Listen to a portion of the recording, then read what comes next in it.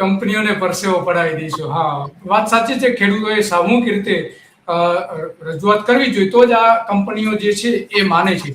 અચ્છા, અચ્છા જયેશભાઈ, આમાં અગાઉ જે 2 લાઈન નાખવાની જે જાહેરાત કરી, કેટલીક જગ્યાએ નખાય છે, તો એ 2 લાઈનની શું પરિસ્થિતિ છે? કામ ચાલી રહ્યું છે, અટકી ગયું છે, ક્યાં ક્યાં શું પરિસ્થિતિ છે એની થોડી વાત નહીં, કરશો? અત્યારે અત્યારે પરિસ્થિતિ એવી છે કે એક લાઈન અગાઉ આપણે વાત કરી કે અમદાવાદ ખાવડા નવસારીનું કામ પૂરું થયું છે, વટામણ નવસારીમાં કામ ચાલે છે, અને બીજી 2 લાઈનોના જામનગર અને મોરબીમાં કામો ચાલુ કરેલા હતા.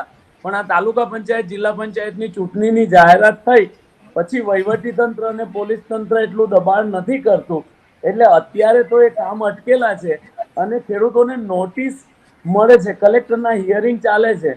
ખેડૂત જઈને કલેક્ટરની સામે વિરોધ કરે એટલે કલેક્ટર હિયરિંગ પોસ્ટપોન કરે છે.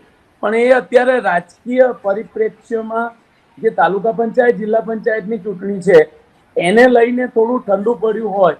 પણ આપના માધ્યમથી હું ખેડૂતને વિનંતી કરું અને વાકેફ પણ કરવા માંગુ છું કે જેવા તાલુકા પંચાયત જિલ્લા પંચાયતની ચૂંટણી પૂરી થશે એટલે ફૂલ ફ્લેજ ખૂબ દબાણપૂર્વક અને વહીવટી તંત્ર અને પોલીસ તંત્રનો દુરુપયોગ કરીને આ કંપનીઓ કામ ચાલુ કરશે